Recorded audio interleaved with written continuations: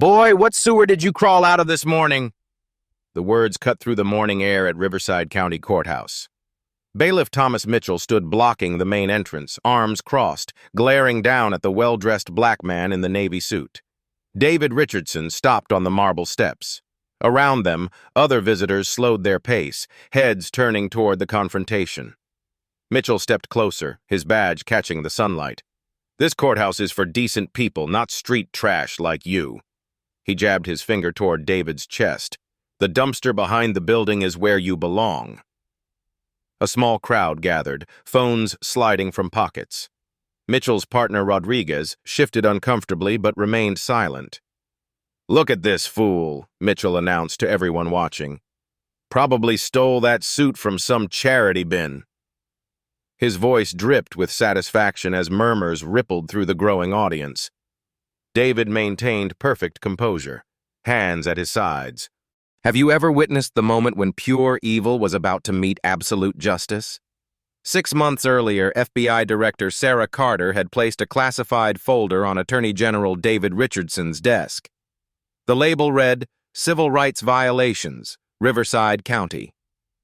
47 complaints in 6 months, Carter had explained, her voice tight with concern. All from the same courthouse, all involving the same pattern. David had flipped through the reports. Each page told the same story. Black citizens illegally searched, Hispanic families humiliated, Asian attorneys questioned about their credentials. The name Thomas Mitchell appeared on every incident report. Now, standing on those courthouse steps with Mitchell's words echoing around him, David felt the weight of every complaint. This wasn't just about one racist officer. This was about a system that had protected him for 20 years. The morning sun climbed higher as David absorbed Mitchell's insults. His mind cataloged every word, every gesture, every violation of constitutional rights happening in real time. Hidden across the street, FBI surveillance equipment captured every second through telephoto lenses. David had built his career prosecuting civil rights cases. Harvard Law School, 15 years as a federal prosecutor, countless courtrooms where he'd fought for justice. But this morning, he was just another black man being told he didn't belong. The irony wasn't lost on him. In 3 hours, he was scheduled to meet Judge Patricia Williams inside this very courthouse. They would discuss federal oversight, civil rights training, and constitutional protections. Williams had no idea her 9 a.m. appointment was currently being humiliated on her front steps. David's phone buzzed in his pocket. A text from his wife, Sarah. "Good luck with the courthouse inspection today. Love you." She was performing surgery at Children's Hospital, saving lives while her husband endured racial slurs. Their teenage daughter had asked him last night, "Dad, why do you have to go undercover? Can't you just walk in and fix things?" David had explained, "Sometimes, sweetheart, you have to let people show you who they really are." The courthouse loomed above them, its marble columns representing justice, equality, constitutional protection. Yet here on its steps, those principles meant nothing to Thomas Mitchell. Rodriguez, Mitchell's partner, kept glancing around nervously. David noticed his discomfort. Good officers knew wrong when they saw it. The question was whether they had courage to act. David's briefcase contained classified Department of Justice documents, federal investigation files, constitutional law briefs, evidence that would soon become crucial to the case against Mitchell. But right now, those papers might as well have been grocery lists. The crowd continued growing. Office workers heading to court, attorneys arriving for hearings, families seeking justice, all witnessing a federal official being treated like a criminal based solely on skin color. David thought about the other victims. Maria Santos, the Hispanic attorney who'd filed 3 complaints about Mitchell's behavior. Dr. James Washington, who'd been illegally searched 6 times in 2 years. Dr. Keisha Johnson, whose medical credentials Mitchell had questioned simply because she was black. Each complaint had been dismissed. Isolated incidents. Misunderstandings. Lack of evidence. The system had protected Mitchell while his victims suffered in silence. But today was different. Today, the Attorney General of the United States was experiencing firsthand what those 47 complainants had endured, and unlike them, David had the power to ensure justice would finally be served. The FBI surveillance van looked like any other utility vehicle. Inside, Agent Morrison monitored multiple camera feeds, recording everything in high definition. Every angle covered, every word documented, every constitutional violation preserved for federal court. Mitchell's behavior wasn't random. 20 years of complaints painted a clear picture: systematic racism, abuse of authority, violation of civil rights under color of law, federal crimes carrying up to 10 years in prison. David checked his watch. 8:22 a.m. In 38 minutes, Judge Williams would take the bench. In 45 minutes, she would wonder where Attorney General Richardson was for their meeting. In 50 minutes, she would discover he'd been arrested by the very officer they were investigating. The morning breeze carried the scent of fresh coffee from a nearby cafe. Normal people started normal days, unaware they were witnessing history, unaware that this moment would trigger the largest civil rights investigation in courthouse history. David straightened his shoulders and looked directly at Mitchell. 20 years of federal prosecution had taught him patience. Sometimes justice requires enduring injustice first. Sometimes the most powerful thing you could do was absolutely nothing at all. Mitchell stepped closer, his boots scraping against the marble steps. The morning crowd thickened as more people stopped to watch the unfolding drama. "You deaf, boy!" Mitchell's voice boomed louder. "I said you don't belong here." He poked his finger toward David's chest, stopping just inches away. "What are you, some welfare case looking for free legal aid?" David remained motionless, hands clasped behind his back. "Officer, I have legitimate business in this courthouse." "Legitimate business?" Mitchell threw his head back and laughed, the sound echoing off the courthouse walls. "Listen to this clown. Probably here to contest a parking ticket and thinks he's some big-shot lawyer." The crowd murmured. Several people held up phones, recording everything. Mitchell seemed to feed off the attention, his chest puffing with pride. "Let me guess," Mitchell continued, circling David like a predator. "Child support hearing? Food stamp appeal? Or maybe you're here to see your dealer who got busted last night." Rodriguez shifted uncomfortably. "Tom, maybe we should just—" "Shut it, Rodriguez," Mitchell snapped, without taking his eyes off David. "I'm conducting official business here." David's jaw tightened slightly, but his voice remained calm. "I'm here for a scheduled appointment, officer." "Appointment?" Mitchell's laugh turned cruel. "Boy, the only appointment you got is with the county jail if you keep lying to me." He gestured broadly to the watching crowd. "You see this, folks? This is what happens when these people get ideas above their station." A middle-aged white woman in the crowd frowned. "Officer, this seems excessive." Mitchell whirled toward her. "Ma'am, please step back. This individual is exhibiting suspicious behavior and may be armed." David's eyes flashed. "I am not an armed officer. And I am not exhibiting suspicious behavior." "That's not your call to make, street rat," Mitchell snarled. 20 years I've been protecting this courthouse from lowlifes exactly like you." He turned back to the crowd. "You good people pay taxes so I can keep the trash out." An elderly black man in the crowd shook his head in disgust. A young Hispanic woman started typing rapidly on her phone. The scene was spreading across social media in real time. "You know what I think?" Mitchell continued, his voice rising. "I think you're casing this building, planning something, looking for wealthy lawyers to rob." He pointed at David's suit. "That jacket probably fell off a truck. Or maybe you mugged some poor businessman for it." The crowd grew larger. Office workers delayed their commutes to watch. Attorneys paused on their way to hearings. The courthouse steps became an amphitheater for Mitchell's performance. "Tom," Rodriguez whispered urgently, This is getting out of hand.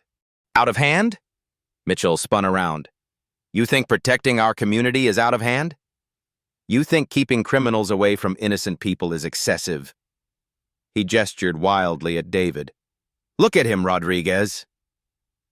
Does he look like he belongs here? David maintained his composure, but inside he was cataloging every civil rights violation. False detention, racial profiling, public humiliation. Each action would become evidence in federal court. Mitchell pulled out his radio. Dispatch, this is Mitchell at the main entrance. I've got a potential troublemaker refusing to comply with lawful orders. Officer Mitchell, David said quietly, you have not given me any lawful orders. Lawful orders? Mitchell's face reddened. How about this for a lawful order? Tell me what you're really doing here. And don't give me any more lies about appointments. I told you the truth, officer. The truth? Mitchell's voice cracked with disbelief. The truth is, you're probably on parole and violated your terms. The truth is, you probably have warrants out for your arrest. The truth is, you saw this courthouse and thought you could scam some bleeding heart lawyer out of money. A well-dressed attorney in the crowd spoke up. Officer, I've been watching this entire interaction. This gentleman has done nothing wrong. Mitchell whirled toward the attorney. Counselor, unless you want to be charged with interfering in a police investigation, I suggest you move along. The attorney didn't back down. This is harassment, officer. Pure and simple. Harassment. Mitchell's voice rose to a shout. I'll show you harassment. He turned back to David. Turn around, hands against the wall, spread your legs. Now! The crowd gasped. Rodriguez stepped forward. Tom, you can't just... I can do whatever I damn well please, Mitchell shouted. This is my courthouse, my jurisdiction, my rules. 20 years I've been keeping the peace here, and some street thug isn't going to change that. David looked directly into Mitchell's eyes. Officer, what you're doing is illegal. Illegal? Mitchell's face contorted with fury. You're going to lecture me about the law, you piece of garbage? I've forgotten more about law enforcement than you'll ever learn living in whatever slum you crawled out of. A news van pulled up across the street. Reporter Susan Carter jumped out with her cameraman, immediately recognizing a developing story. Her producer had been monitoring police scanners and social media reports about a confrontation at the courthouse. Mitchell noticed the media attention and seemed to relish it even more. Perfect timing, he announced. Channel 7 can document how we handle troublemakers in this county. Maybe other criminals will think twice before trying to infiltrate our justice system. He grabbed David's shoulder roughly. Turn around.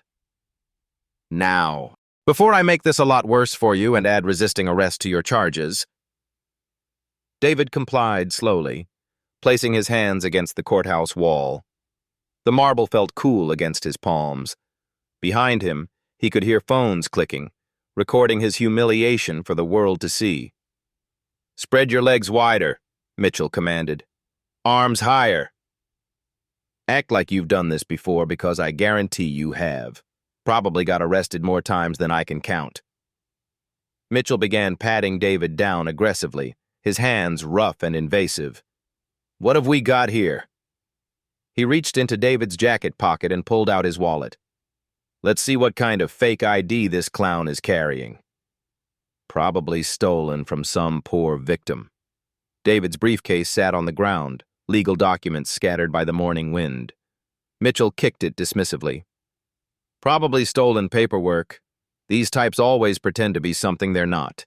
Fake business cards, forged documents, stolen briefcases. Officer! The same attorney in the crowd called out. This appears to be racially motivated harassment. Mitchell spun around, his face twisted with rage. Racially motivated?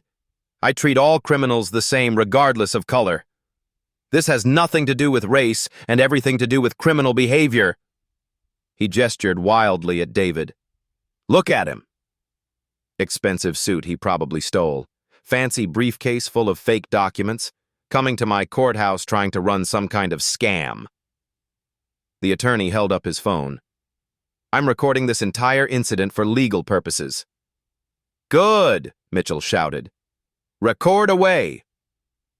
"Let everyone see how we handle suspicious characters who don't know their place. Let the whole world watch real police work in action."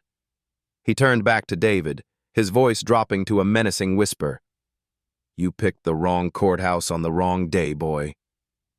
I'm going to make sure you remember this lesson for the rest of your miserable life."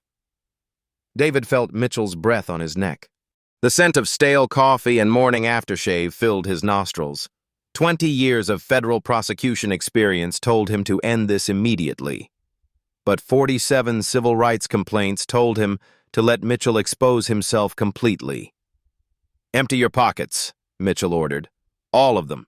Let's see what kind of contraband you're hiding. Drugs, stolen property, weapons." David began removing items slowly. Keys, phone, business cards. Mitchell examined each item suspiciously, as if expecting to find evidence of criminal activity. "These business cards are blank," Mitchell announced to the crowd. "Probably planning to forge fake credentials." Classic criminal behavior. He tossed them on the ground dismissively. The Channel 7 cameraman zoomed in on David's face, capturing his remarkable composure under extreme provocation. Reporter Carter spoke quietly into her microphone, documenting every detail for the evening news.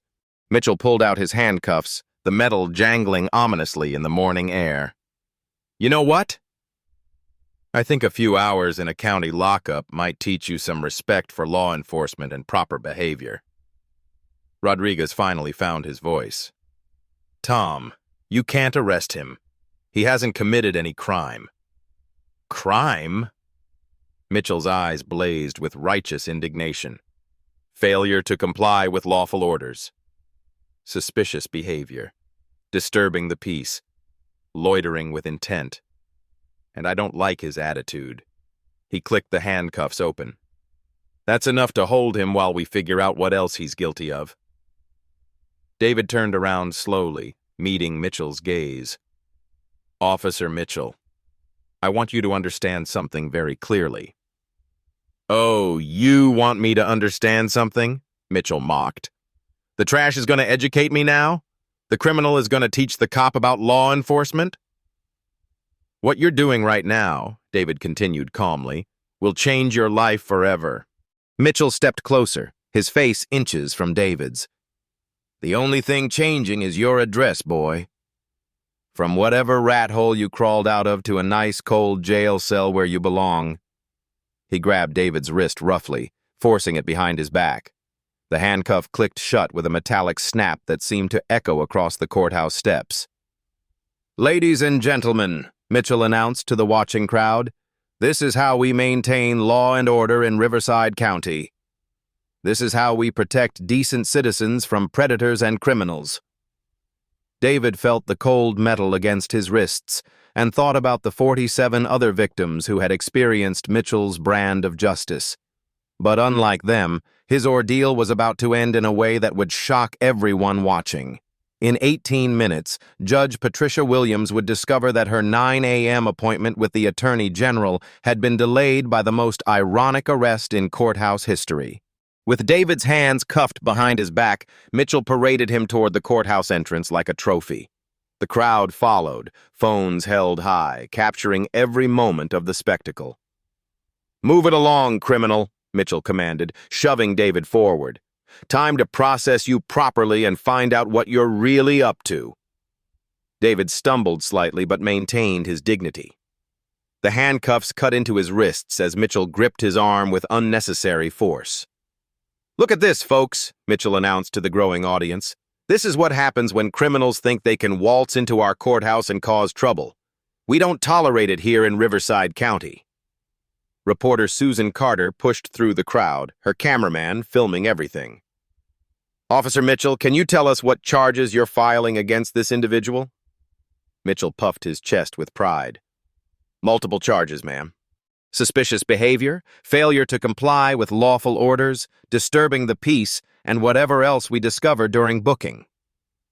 "What suspicious behavior?" Carter pressed. He was clearly casing the building, Mitchell replied confidently. Probably planning to rob lawyers or steal court documents. These types always have some criminal scheme going. David said nothing, his face a mask of calm determination. But inside, he was memorizing every word, every action, every federal crime being committed against him. As they approached the metal detectors, Mitchell's fellow officers looked confused. Bailiff Jackson approached cautiously. "Tom, what's going on here?" Jackson asked. "Caught another troublemaker trying to infiltrate the courthouse," Mitchell replied smugly. "Gonna teach him some respect for law and order." Jackson glanced at David, then at the crowd of people filming. "Maybe we should talk about this privately first." "Nothing to talk about," Mitchell snapped. "I caught him red-handed being suspicious. Case closed." They passed through the metal detectors, David's keys and phone placed in a plastic tray. Mitchell made a show of examining each item as if searching for evidence of criminal activity. "Expensive phone for someone living on welfare," Mitchell muttered loud enough for everyone to hear. "Probably stolen like everything else he owns." The courthouse lobby echoed with footsteps and whispered conversations. Other officers watched the procession with growing unease. Word was spreading quickly through the building that Mitchell had made another questionable arrest. "Where are we taking him, Tom?" Rodriguez asked nervously. "Holding cell first," Mitchell replied. "Then we'll run his prints, check for warrants, see what kind of criminal record this piece of trash is hiding." David's briefcase remained on the courthouse steps, its contents scattered by the wind. FBI surveillance documents, classified Department of Justice memos, federal court briefs, all blowing across the marble like worthless paper. "Sir?" A young court clerk approached Mitchell hesitantly. "There's been some confusion about Judge Williams's 9 a.m. appointment." "What kind of confusion?" Mitchell asked, not breaking stride. "Well, she's expecting someone from the Department of Justice, but we can't locate them anywhere in the building." Mitchell laughed harshly. "Department of Justice? Probably some low-level clerk coming to rubber stamp whatever liberal agenda they're pushing this week." The clerk looked uncomfortable. "Actually, sir, it's supposed to be someone very high-ranking." The Attorney General himself. "Attorney General?" Mitchell scoffed. "Yeah, right. Like the Attorney General would waste his time in some podunk courthouse like this. Probably just some assistant pretending to be important." David's jaw tightened almost imperceptibly. The irony was becoming almost unbearable. They continued down the hallway toward the holding cells. Other officers stepped aside, some shaking their heads at Mitchell's behavior, but none spoke up to stop what was clearly an illegal arrest. "You know what I think?" Mitchell continued his running commentary. "I think this whole appointment story was just his cover. He was probably planning to steal something or cause trouble, and when I caught him, he made up some lie about having business here." Rodriguez tried one more time. "Tom, maybe we should double-check his story before we—" "Double-check what?" Mitchell interrupted. "Look at him, Rodriguez. Does he look like someone who belongs in a courthouse? Does he look like someone who has legitimate business here?" The racist implications hung in the air like a toxic cloud. Several courthouse employees exchanged uncomfortable glances but remained silent. "Besides," Mitchell continued, "even if he did have some appointment, which I seriously doubt, he was still acting suspicious, still refused to follow my orders, still showed disrespect for law enforcement." They reached the holding area. Mitchell produced a large ring of keys, selecting one for the cell door. The metal hinges creaked as it swung open. "Your luxury accommodations await," Mitchell announced sarcastically. "Hope you're comfortable, because you might be here for a while." David stepped into the cell without resistance. The space was small and cramped, with concrete walls and a metal bench, the smell of disinfectant mixed with decades of fear and desperation. "Make yourself at home, criminal," Mitchell sneered. "I'll be back after I run your prints and see what kind of rap sheet you're hiding." As Mitchell turned to leave, David spoke quietly. "Officer Mitchell." "What now?" Mitchell spun around, clearly annoyed. "I want you to remember this moment," David said calmly. "Remember exactly how you're treating me, Remember every word you've said, every action you've taken. Mitchell's face reddened. Is that some kind of threat? It's not a threat, David replied. It's advice.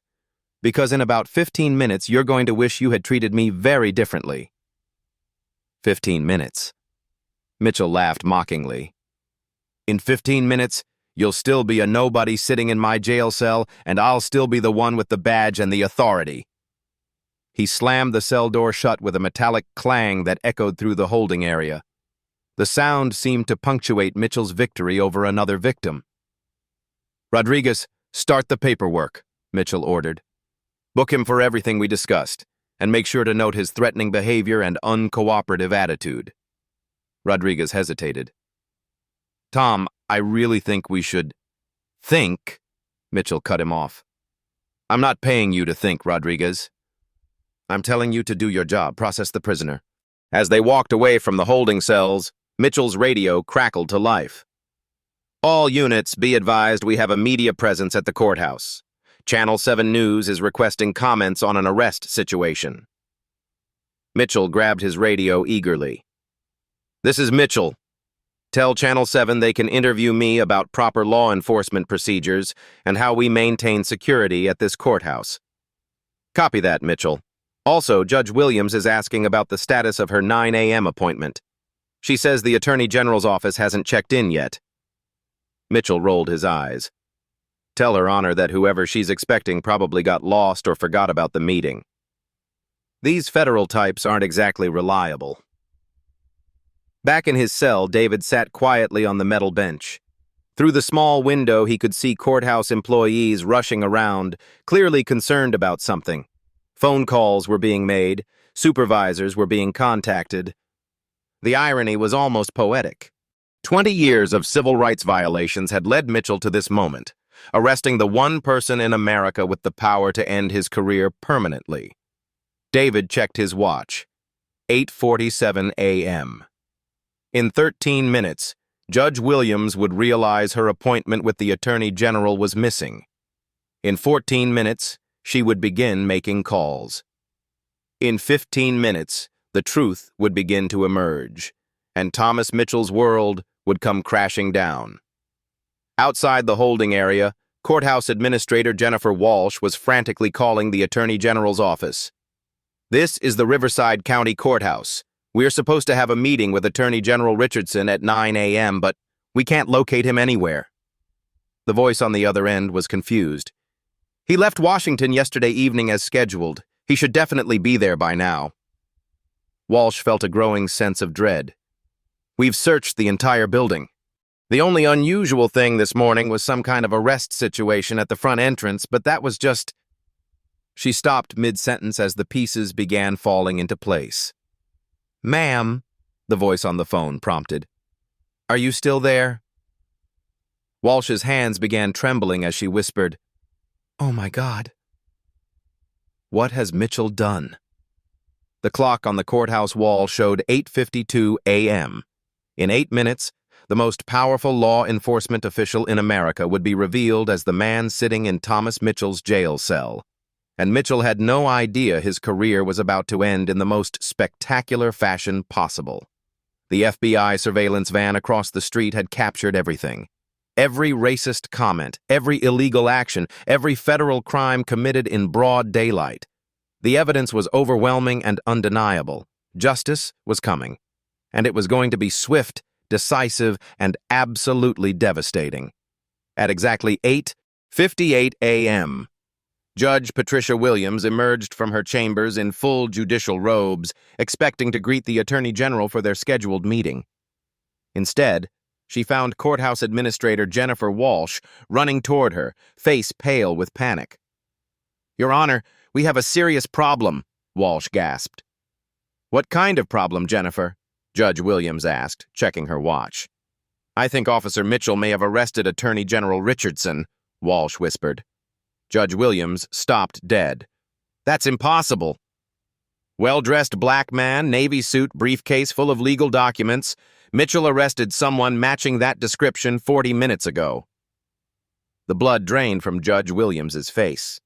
She strode purposefully toward the holding area, her robes billowing behind her. In holding cell B, David sat calmly on the metal bench. 8:59 a.m. Right on schedule. Footsteps echoed through the corridor. David looked up to see Judge Williams hurrying toward his cell, her face filled with horror and disbelief. Mitchell appeared from around the corner, looking confused. "What's going on?" "Nobody authorized access to my prisoner." Judge Williams turned slowly to face Mitchell. "Your prisoner?" "Yes, Your Honor. Arrested him for suspicious behavior. Real troublemaker." Judge Williams stepped closer to the cell, studying David's face.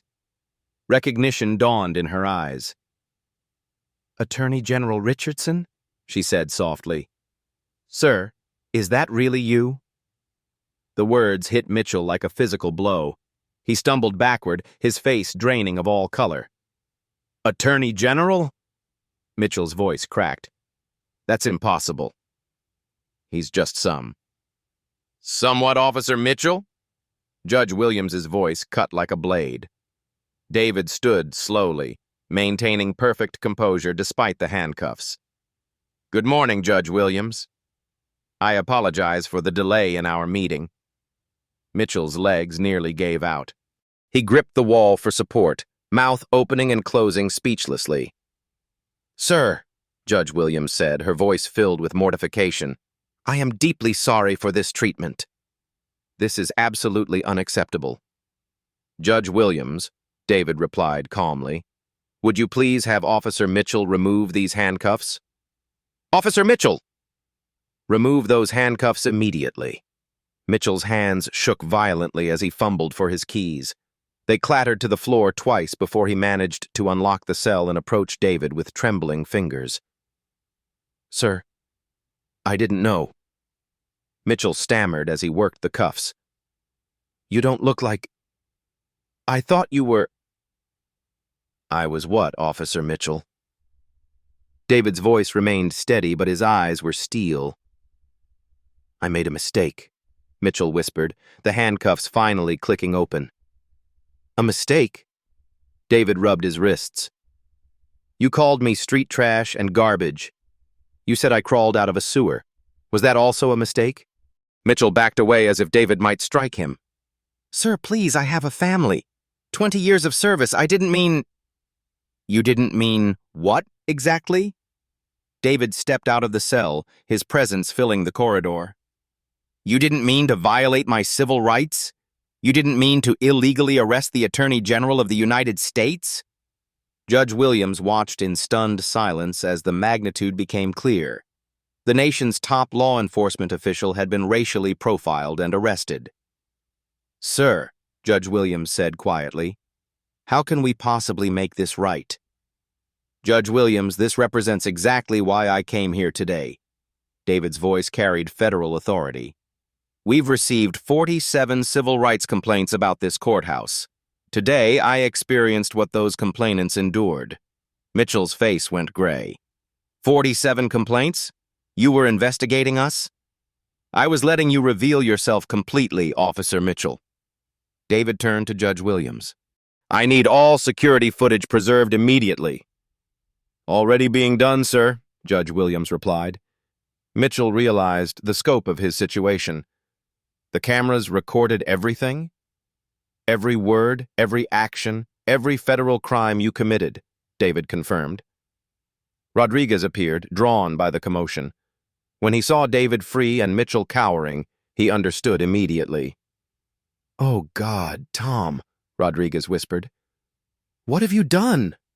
Judge Williams spoke into a radio. "I need Chief Morrison and FBI Agent Morrison here immediately. The Attorney General requires assistance."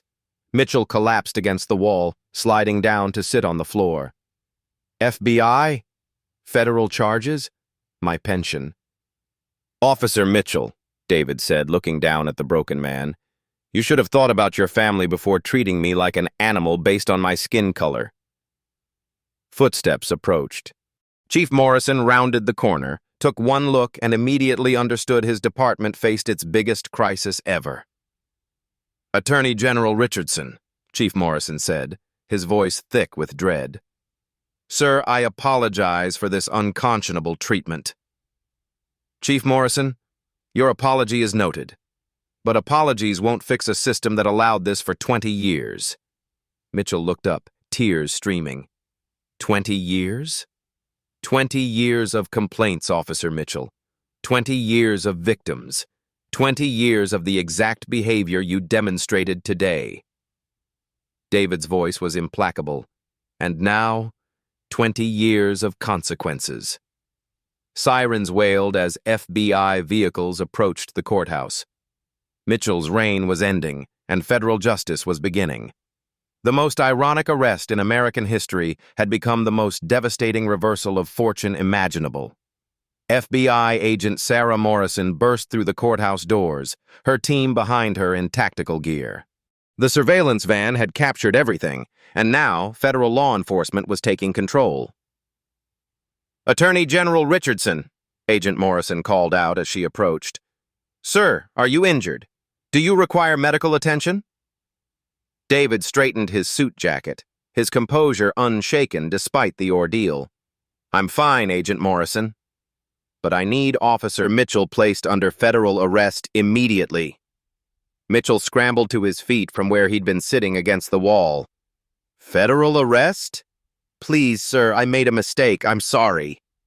Agent Morrison turned toward Mitchell, her expression cold and professional. "Thomas Mitchell, by authority of the Federal Bureau of Investigation, you are under arrest for violation of civil rights under color of authority." No, Mitchell pleaded, backing away. "This is all a misunderstanding." "I didn't know who he was." "The fact that you didn't know his identity makes it worse, not better," Agent Morrison replied, producing federal handcuffs. "You violated his rights because of his race." Chief Morrison stepped forward, his face ashen. "Agent Morrison, will cooperate fully with your investigation. Officer Mitchell is suspended without pay effective immediately." "That's not enough," David interjected. "Chief Morrison, how many other complaints has your department received about Officer Mitchell?" Chief Morrison's shoulders sagged. "Sir, I'll need to review our files, but there have been incidents over the years." "Incidents?" David's voice sharpened. "Agent Morrison, what did your preliminary investigation reveal?" Agent Morrison consulted her tablet. 17 formal complaints filed against Officer Mitchell in the past 5 years alone, all dismissed or downplayed by Internal Affairs. The hallway fell silent except for Mitchell's labored breathing. 17 complaints meant 17 victims whose civil rights had been violated while the system protected their abuser. 17 people, David said quietly, experienced what I just experienced. But unlike me, they had no power to fight back. Mitchell tried one more desperate plea. "Sir, I have a wife. 2 kids in college. Please, I'll do anything to make this right." David looked at Mitchell with no trace of sympathy. "Officer Mitchell, where was your concern for families when you were humiliating fathers in front of their children? Where was your compassion when you were terrorizing mothers trying to access justice?" Judge Williams approached cautiously. "Attorney General Richardson, what can this courthouse do to ensure this never happens again?" "Judge Williams, this goes beyond one courthouse. Agent Morrison, I want a full federal investigation of this entire county's law enforcement practices." "Already initiated, sir," Agent Morrison confirmed. "We'll be interviewing every complainant and reviewing 20 years of incident reports." Rodriguez stepped forward nervously. "Sir, I need to confess something. I witnessed Officer Mitchell's behavior many times and never reported it. I was wrong to stay silent." David studied Rodriguez carefully. "Officer Rodriguez, your silence enabled these violations. But your willingness to speak up now shows you understand the gravity of the situation." "What happened to him?" Rodriguez asked, nodding toward Mitchell. "Officer Mitchell faces federal charges carrying up to 10 years in prison," Agent Morrison explained. "Civil rights violations under color of law are serious federal crimes." Mitchell's knees buckled. 10 years? Federal prison. My life is over. Your life isn't over, David corrected. But your career in law enforcement is finished forever. You'll never wear a badge again. Chief Morrison cleared his throat. Sir, what reforms do you recommend for our department? Comprehensive civil rights training for every officer, civilian oversight board with federal authority, body cameras for all personnel, reviewed weekly. David's tone brooked no argument. And zero tolerance for discriminatory behavior. News reporter Susan Carter appeared with her cameraman, having been escorted inside by FBI agents. Attorney General Richardson, can you comment on what happened here today? David turned toward the camera, his bearing dignified despite his disheveled appearance. What happened here today illustrates exactly why the Department of Justice takes civil rights violations seriously. No American should face what I experienced based on their race. Will there be federal charges? Carter asked. Officer Mitchell will face the full force of federal law. This behavior violated not just my rights, but the constitutional rights of every American. Mitchell was led away in federal handcuffs, his 20-year career ending in the most humiliating way possible. Other courthouse employees watched in stunned silence as their colleague became a federal prisoner. Agent Morrison, David continued, I want every victim of Officer Mitchell's abuse contacted immediately. They deserve to know that justice is finally being served. Already in progress, sir. We've identified 23 individuals who filed complaints over the years. The magnitude was staggering.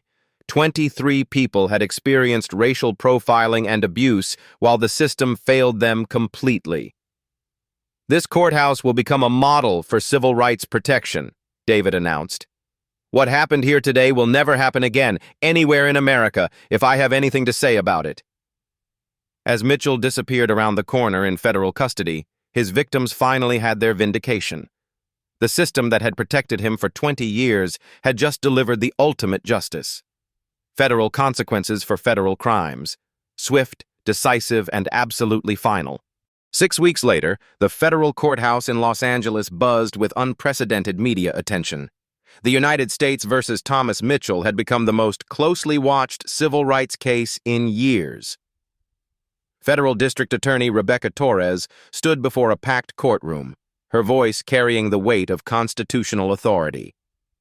Ladies and gentlemen of the jury, this case represents everything wrong with unchecked power and systematic racism in law enforcement. The prosecution table was loaded with evidence. Security footage from multiple angles, cell phone videos from 47 witnesses, FBI surveillance recordings capturing every racist comment. 20 years of complaint files that had been buried by a corrupt system. Mitchell sat at the defense table looking haggard and defeated. His expensive attorney had tried everything to minimize the charges, but the evidence was overwhelming and undeniable. Your Honor, Torres continued, the defendant didn't just violate Attorney General Richardson's civil rights. Our investigation revealed a 20-year pattern of systematic abuse against minority citizens. Judge Robert Carter presided over the federal trial with stern authority. Counselor, please present your evidence to the jury. The first piece of evidence was the security footage from that morning at Riverside County Courthouse. The jury watched in stunned silence as Mitchell called David garbage and street trash before illegally arresting him. Several jurors shook their heads in disgust. The racist language was undeniable, captured in high definition for federal court. Now, Torres said, let's hear from the other victims who weren't fortunate enough to be the Attorney General. Maria Santos took the witness stand, her voice steady but emotional. Officer Mitchell subjected me to racial slurs every time I appeared in court. He called me illegal and questioned my right to practice law despite being born in California. Dr. James Washington followed, describing 6 illegal traffic stops in 2 years. Mitchell searched my car every time, claiming I fit a description. He never found anything because I had done nothing wrong. He targeted me because I was a successful black man driving through his county. Dr. Keisha Johnson's testimony was particularly damning. Mitchell questioned my medical credentials in court, demanding proof I was a real doctor. He treated me like a fraud until the judge intervened. The pattern was clear and systematic. Mitchell had targeted minorities for 20 years while the system protected him. When David took the witness stand, the courtroom fell completely silent. Here was the nation's top law enforcement official describing his own violation at the hands of a racist cop. Officer Mitchell didn't see a fellow American that morning, David testified. He saw a threat to his worldview. He saw someone who, in his mind, didn't deserve basic human dignity. "How did this incident affect you personally, Mr. Attorney General?" Torres asked. "It reminded me why civil rights enforcement exists, but more importantly, it reminded me that without my position of power, I would have been just another victim in Mitchell's 20-year reign of terror." The defense attorney tried desperately to minimize the damage. "Your Honor, my client made errors in judgment, but he's not a racist. He was simply doing his job protecting the courthouse." Torres demolished that argument instantly. Protecting the courthouse from what? A well-dressed man trying to enter through the public entrance? The only thing Officer Mitchell was protecting was white supremacy. FBI Agent Morrison testified about the comprehensive federal investigation. "We documented 112 separate civil rights violations spanning Officer Mitchell's entire career. The pattern is undeniable." Computer forensics expert Dr. Amanda Roberts explained how the FBI had analyzed 20 years of arrest records. Officer Mitchell arrested minorities at a rate 400% higher than his colleagues. The statistical analysis proves systematic racial targeting. The evidence mountain grew daily. Internal affairs files showing complaints dismissed without investigation. Witness statements from fellow officers who saw Mitchell's racism but stayed silent. Audio recordings of racist jokes and comments from courthouse break rooms. Mitchell's pathetic attempt to testify in his own defense backfired spectacularly. "I never meant to hurt anyone," Mitchell claimed from the witness stand. "I treated everyone the same way." Torres played video evidence showing Mitchell calling white attorneys sir and counselor, while calling minorities boy and worse. "Officer Mitchell, was Attorney General Richardson acting suspiciously when he walked up courthouse steps in a business suit?" "Well, he looked out of place." "Out of place? How exactly?" Mitchell's racist assumptions were exposed with surgical precision. Every answer revealed deeper prejudice. Every explanation made him look worse. "Did you call white visitors garbage and street trash?" "No, but..." "Did you force white attorneys to spread their legs for public searches?" "That's different." "Different how?" Mitchell had no answer. His racism was laid bare for the federal jury to see. The jury deliberated for less than 3 hours. When they returned, the foreman's voice was firm and clear. "On the federal charge of conspiracy to violate civil rights under color of authority, we find the defendant guilty. On the federal charge of deprivation of rights under color of law, guilty. On all 12 federal counts, guilty." Mitchell collapsed in his chair as the guilty verdicts continued. His wife sobbed in the gallery. His children hung their heads in shame. 2 weeks later, at sentencing, Federal Judge Carter showed no mercy. "Mr. Mitchell, you wore the badge of law enforcement while violating the very laws you swore to uphold. You terrorized innocent citizens based solely on their race. You betrayed every principle of American justice." Mitchell's attorney pleaded for leniency. "Your Honor, my client has lost everything. His career, his pension, his reputation. He should have considered those consequences before choosing racism over constitutional duty," Judge Carter replied coldly. "Thomas Mitchell, I sentence you to 8 years in federal prison, followed by 3 years of supervised release. You are permanently banned from law enforcement and will undergo mandatory bias counseling." The gavel fell with finality. 8 years in the same federal system Mitchell had claimed to serve. But the justice didn't stop with Mitchell's conviction. David had promised systematic change, and he delivered. The Richardson Federal Civil Rights Protection Act passed Congress with bipartisan support. federal oversight expanded to 127 jurisdictions nationwide. Mandatory bias training became federal law for all courthouse personnel. Riverside County implemented revolutionary reforms. Civilian oversight boards with federal authority. Body cameras reviewed by federal monitors. Zero-tolerance policies with automatic federal prosecution for civil rights violations. Chief Morrison was forced into early retirement. Rodriguez became head of the new Civil Rights Compliance Division, working to undo 20 years of institutional racism. The 47 complainants who had been ignored for years finally received justice. Federal settlements totaling $12.3 million were distributed to Mitchell's victims. Maria Santos established a federal civil rights advocacy center. Dr. Washington created a foundation supporting minorities in the legal system. Dr. Johnson testified before Congress about systematic discrimination in professional settings. David donated his entire $4.7 million settlement to organizations fighting racial injustice. "Money cannot undo the damage," he announced at a federal press conference, "but it can prevent future victims." The case became a landmark in federal civil rights law. Law schools taught it as the definitive example of how systematic racism operates and how federal justice responds. Mitchell's mugshot became a symbol of accountability.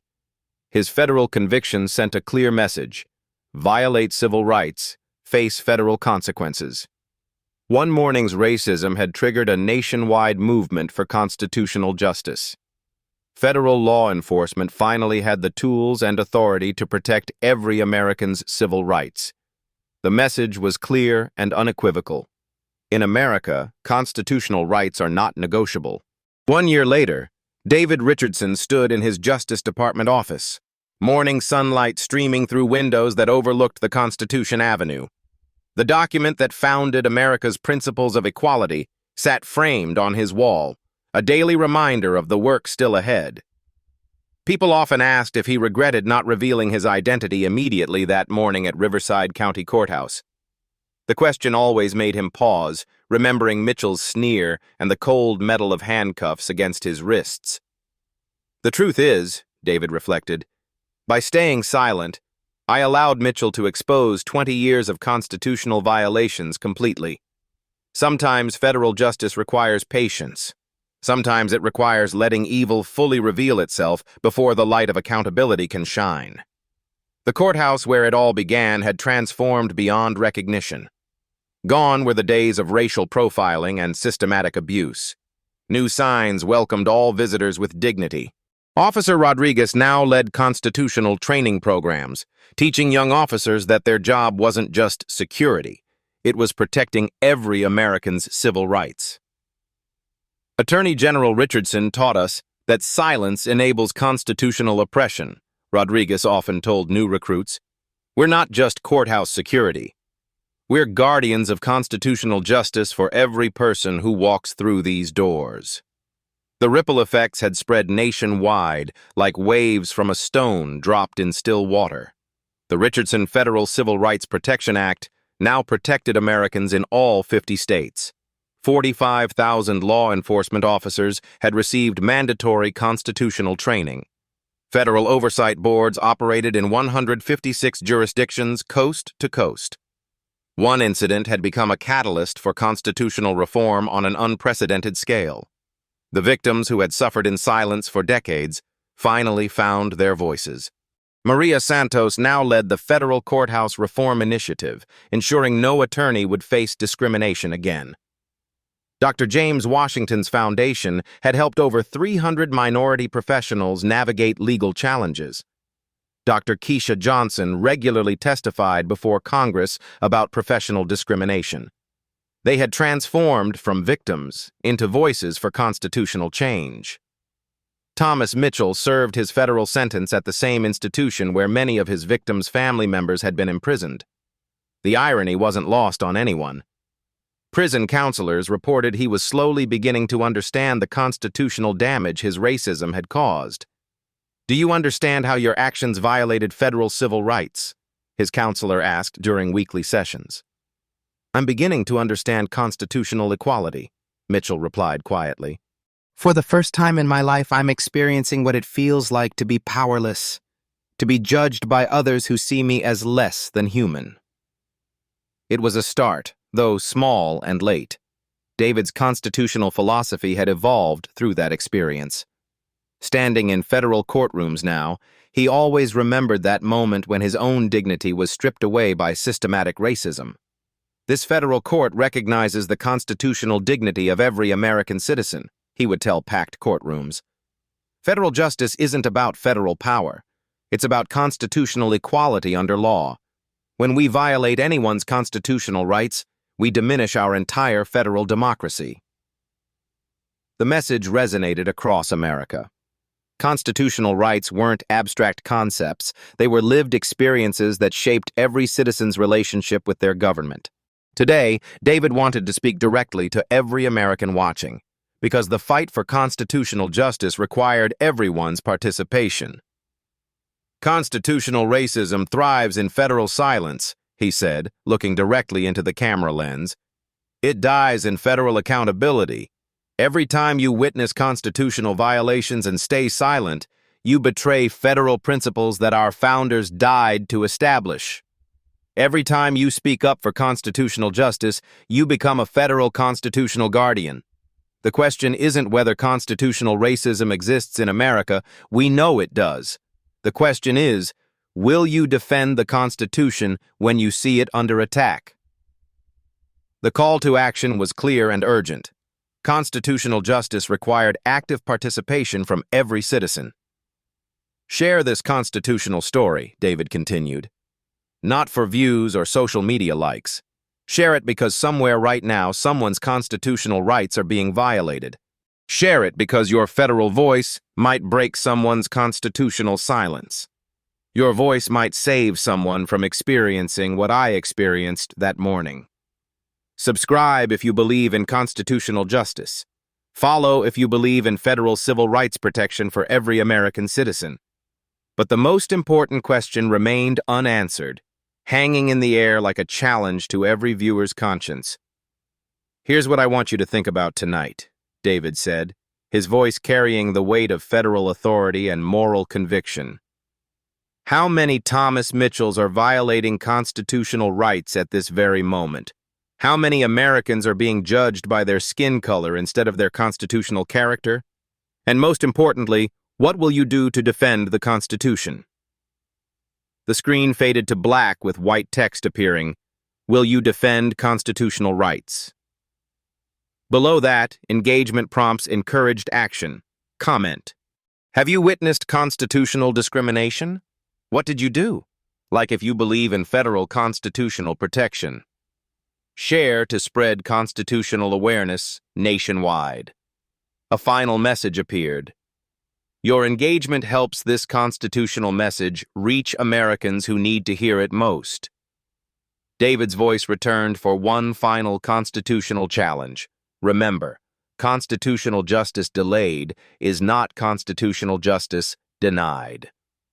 Sometimes the greatest constitutional victories require federal patience. Today's constitutional humiliation can become tomorrow's federal transformation. If one man's constitutional racism can create federal change across America, imagine what your constitutional voice can accomplish in your community. The Constitution belonged to every American. Federal civil rights were not negotiable, and the fight for constitutional justice continued, one voice at a time. At Black Voices Uncut, we don't polish away the pain or water down the message. We tell it like it is because the truth deserves nothing less. If today's story spoke to you, click like, join the conversation in the comments, and subscribe so you'll be here for the next Uncut Voice.